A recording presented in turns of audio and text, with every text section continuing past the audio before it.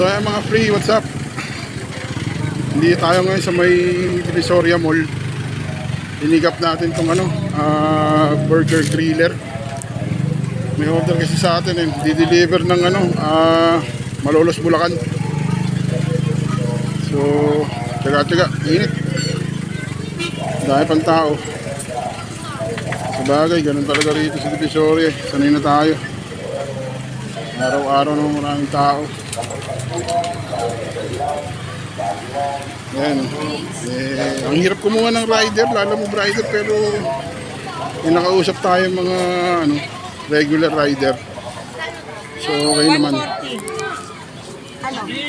So yan.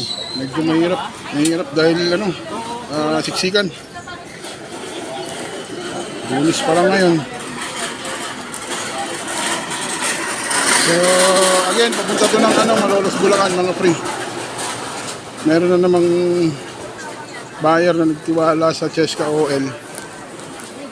At syempre sa Lucas Salangan account. Tapos may kasama pa tong isang item pa.